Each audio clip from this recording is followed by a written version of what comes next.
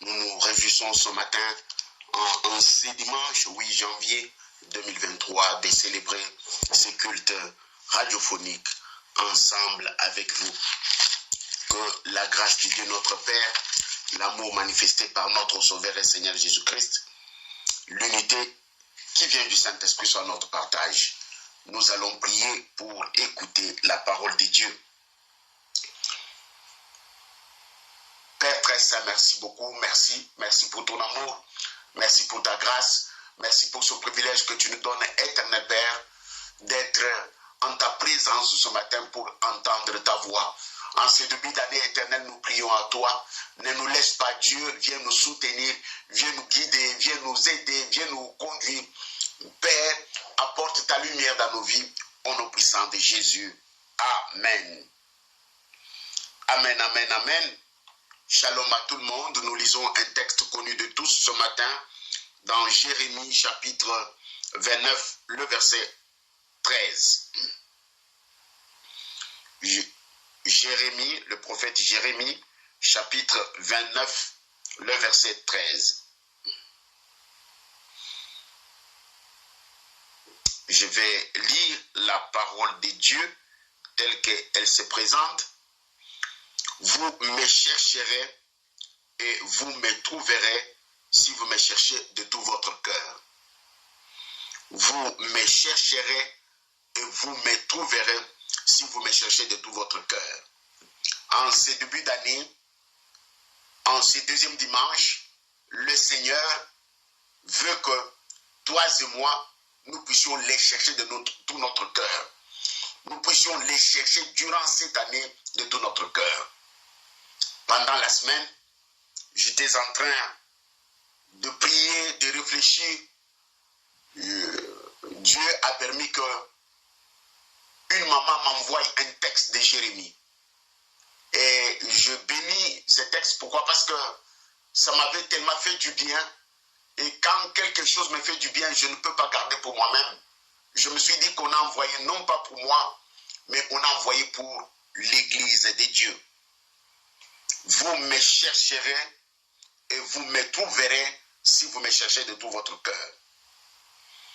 Ce texte est tiré du chapitre 29 du livre de Jérémie.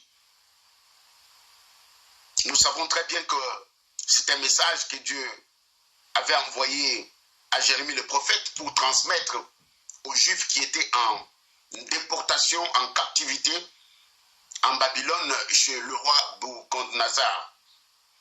Ce message contient plusieurs instructions, mais celle qui nous intéresse, c'est le verset 13. Le chapitre 29 contient plusieurs inscriptions, mais c'est le verset 13 qui nous intéresse. Vous me chercherez et vous me trouverez si vous me cherchez de tout votre cœur. D'où le titre que j'ai tiré de la méditation de ce matin, Cherchez l'Éternel.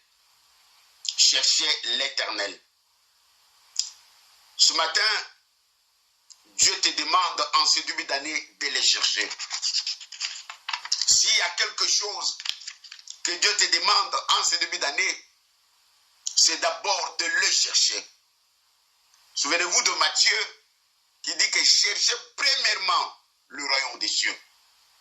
Cherchez premièrement. C'est quand l'année commence, la première chose, la chose importante, premièrement, c'est Dieu. L'expérience montre que tout celui qui commence avec Dieu finit très bien. L'expérience montre que tout celui qui a sous-bassement Dieu, il va très loin. L'expérience montre que tout celui qui a comme fondation Dieu, il sera très élevé. Alors, Dieu veut que toi et moi, nous puissions les chercher. Dieu veut que tu les cherches par rapport à ta situation, par rapport à ta vie, par rapport à ta santé, par rapport à ta famille et par rapport à ton travail, voire même à ton ministère.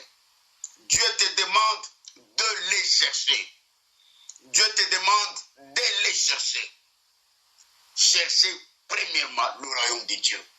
Chercher premièrement le royaume de Dieu implique chercher Dieu premièrement en début d'année.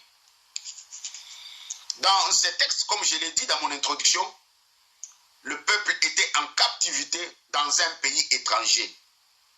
Mais Dieu, dans sa gloire, a vu sa souffrance, a vu ses difficultés, a vu ses blocages. Et leur avait dit que dans votre situation, il y a une seule solution. C'est de me chercher. Ce matin, Dieu voit que tu commences l'année en passant l'éponge sur tout ce qui s'est passé l'année passée. Ce matin, Dieu voit que tu as des objectifs à atteindre. Ce matin, Dieu voit que tu as des défis à relever. Ce matin, Dieu voit qu'il y a des combats sur le chemin. Ce matin, Dieu voit les complots qui sont sur le chemin. Alors, il te dit, ne va pas seul. Ne commence pas seul. Cherchez l'Éternel. Ce même message s'adresse à toi et à moi, comme cela s'était adressé à Jérémie le prophète. Ce matin, Dieu veut que nous puissions les chercher. J'aimerais aider quelqu'un à comprendre qu'on peut aller à l'église chaque dimanche, mais ne pas chercher Dieu. On peut appartenir à une communauté, mais ne pas chercher Dieu. J'ai vu des gens passer des années dans la chorale, mais sans chercher Dieu. J'ai vu des enfants de pasteurs vivre dans la maison du pasteur grandi, mais sans chercher Dieu. Bien-aimés, je connais des gens qui ont été même baptisés, mais qui ne cherchent pas Dieu. Celui qui ne cherche pas Dieu, qui ne puisse s'attendre à rien. Ce matin, Dieu veut que nous puissions les chercher. Alors, la plus grande question que nous devons nous poser, chercher Dieu, qu'est-ce que cela signifie? Chercher Dieu, qu'est-ce que cela signifie? L'expression chercher Dieu revient plusieurs fois dans la Bible. Cela prouve que Dieu accorde l'importance à cette activité. Dieu accorde l'importance à cette attitude. Dieu accorde l'importance à cette position. Pour aller plus loin, quand nous consultons les textes tels que Deutéronome 12, le verset 5, on nous parle de chercher Dieu. Nous allons dans 1 Chronique 22, le verset 19, partie A. Il est question de chercher Dieu. Ésaïe 55, le verset 6, on nous dit chercher Dieu. Bref, ce matin, Dieu ne veut pas que tu commences l'année sans le chercher. Alors, pour répondre à la question, chercher Dieu, qu'est-ce que cela signifie? Je peux dire que chercher Dieu signifie beaucoup de choses que je vais étaler ce matin. La première des choses que je me dire, chercher Dieu signifie chercher une vraie communion avec lui. Celui qui cherche Dieu doit chercher la communion avec Dieu, avec lui. Celui qui cherche Dieu doit chercher la communion de cœur avec Dieu. Celui qui cherche Dieu doit être en communion permanente avec Dieu. Bien-aimé, quand on dit la communion est différente de la relation. Nous avons la relation avec Dieu parce qu'il est notre Père, mais nous sommes en communion avec lui parce que nous vivons dans sa présence. Bien-aimés, beaucoup de gens sont en relation avec Dieu, mais ils ne sont pas en communion. La communion, c'est rester ensemble, c'est être unis, c'est être attachés. Dieu veut que nous puissions être attachés à lui de toutes les manières. Chercher Dieu signifie être en communion avec lui. Deuxième signification, chercher Dieu, c'est chercher sa grâce. Chercher Dieu, c'est chercher sa grâce. J'aime bien un texte de Luc qui dit que Jésus croissait en grâce et en stature. Ou bien, Jésus croissait en stature, en âme et en grâce. Jésus croissait en stature, en grâce et en âme. Bref, la croissance est très nécessaire. Celui qui cherche Dieu doit croître dans la grâce. Doit croître dans la grâce. La grâce, c'est Dieu seul qui connaît les secrets de la grâce. La grâce, c'est la bonté de Dieu vis-à-vis de nous. La grâce, c'est cette faveur que Dieu nous accorde. Nous pouvons être deux personnes devant une demande. Moi, j'ai la grâce, toi, tu n'as pas la grâce. La grâce vient de Dieu. La grâce n'est pas le fruit de nos efforts. La grâce n'est pas comme quelqu'un dirait une mérite. Non, la grâce, c'est une faveur. C'est la bonté de Dieu, la miséricorde de Dieu. Quand Dieu te regarde, il voit que tu as trouvé grâce. Les textes bibliques expliquent aussi que Marie trouva grâce aux yeux de l'Éternel. C'est ainsi qu'il devient maman de Jésus. Non, la grâce, c'est Dieu seul qui choisit. C'est Dieu seul qui connaît le secret de la grâce. Et on peut chercher la grâce en suppliant Dieu que sa grâce se répande sur nous. Chercher Dieu, c'est être en communion avec lui, on a vu. Chercher Dieu, c'est aussi chercher sa grâce, sa bonté et sa miséricorde sur nous. Chercher Dieu, troisièmement, signifie, c'est chercher son assistance. C'est chercher son soutien. C'est chercher continuellement sa face. Quelqu'un qui cherche Dieu, il cherche Dieu en voulant que Dieu l'assiste, en voulant que Dieu intervienne dans sa situation, en voulant que Dieu étende ta main dans sa vie, en voulant que Dieu change son problème. Celui qui cherche Dieu tourne ses regards vers Dieu tous les jours. La Bible nous montre que Anne avait cherché Dieu. C'est ainsi qu'il a eu Samuel. Anne était stérile. Anne, la co-épouse de Pénina ou Fénina, était stérile. C'est ainsi qu'il a cherché Dieu. En cherchant Dieu, Dieu s'est révélé à elle et lui a donné un enfant. Souvenez-vous, Zacharie et Élisabeth, dans le Nouveau Testament, ils ont cherché Dieu.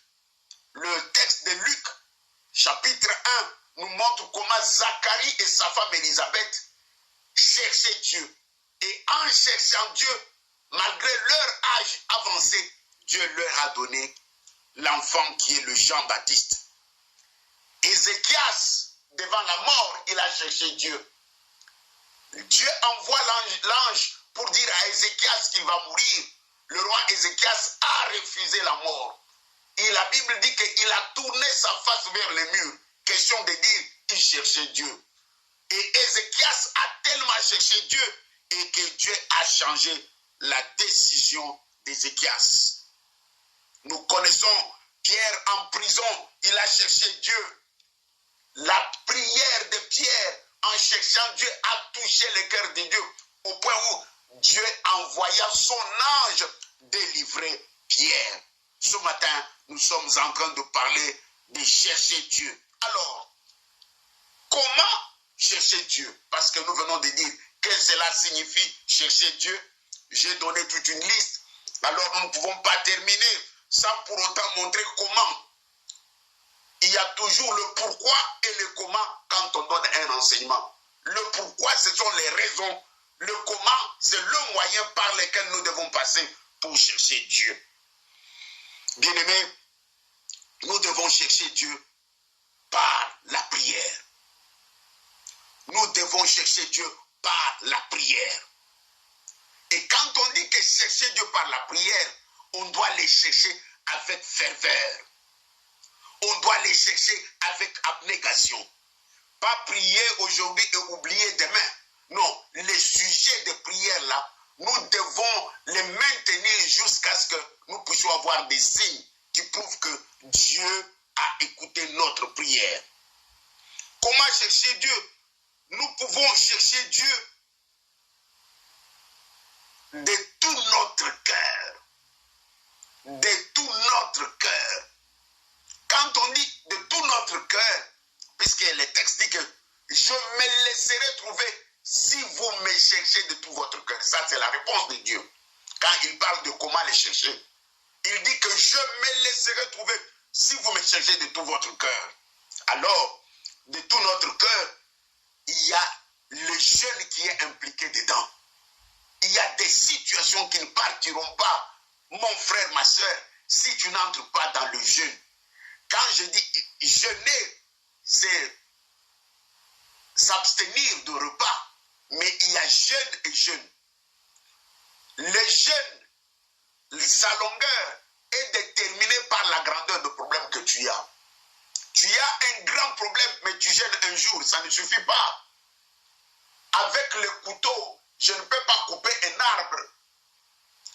Il faut un tracteur, une machine assise pour faire descendre l'arbre. Mais toi, tu as un grand problème, tu veux couper avec la machette. Un grand arbre, tu veux couper avec la machette. Tu ne sauras pas.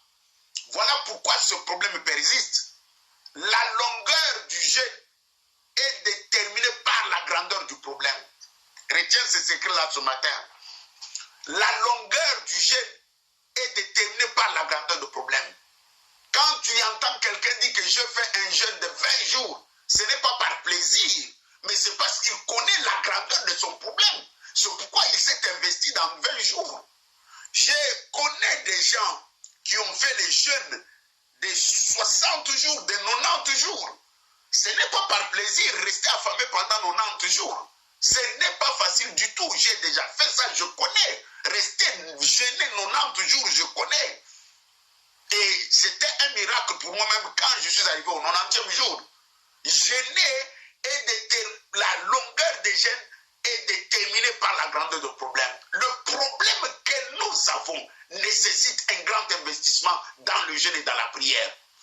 Tu peux dire que non, je ne sais pas jeûner 20 jours, 30 jours successifs, mais je prends l'engagement en 2023 de jeûner pour ma situation au moins une fois la semaine.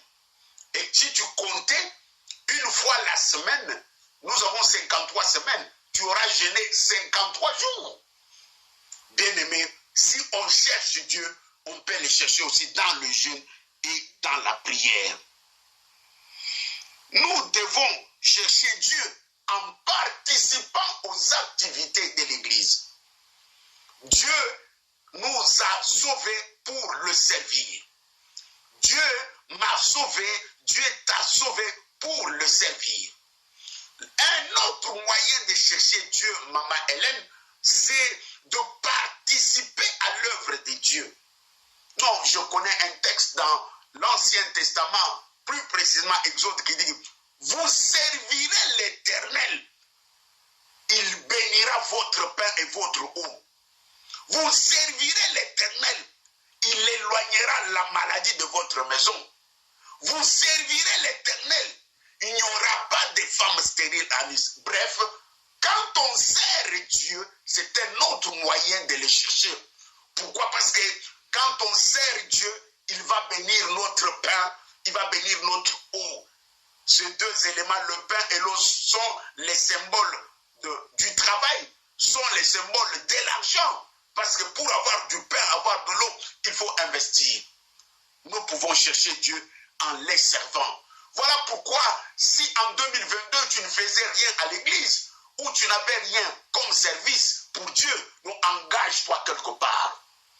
Engage-toi quelque part. Je connais une sœur qui est aussi à la radio Pain du Soir avec nous, qui est à Paris, qui m'a dit qu'elle n'est pas active dans son église, mais au moins, d'une manière personnelle, elle va distribuer la soupe pendant l'hiver aux gens qui dorment dehors. Avec son argent, elle prépare la soupe, le café, à boire chaud. Elle prend sa voiture, elle va se pointer dans des coins de Paris où il y a ce genre de personnes qui manquent à boire chaud en plein hiver. C'est aussi un moyen de chercher Dieu. Chercher Dieu, nous devons le chercher avec persévérance. nous devons les chercher avec persévérance.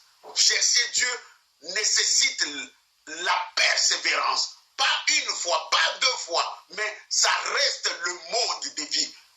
Persévérer en cherchant Dieu. Ce matin, je souhaite conclure pour dire que celui qui cherche Dieu sincèrement, il le trouvera. Celui qui cherche Dieu sincèrement, il le trouvera. Je vais lire un texte pour conclure dans Matthieu 7, 7 et 8, dans le Nouveau Testament. Matthieu 7, 7 et 8. Demandez, l'on vous donnera. Cherchez et vous trouverez. Frappez et l'on vous ouvrira. Car quiconque demande reçoit, et celui qui cherche trouve, et l'on ouvre à celui qui frappe. Dieu, en ces débuts d'année, te demande de les chercher. En ces débuts d'année, par rapport à la liste que tu as faite, le plan que tu as, Dieu te demande de le chercher.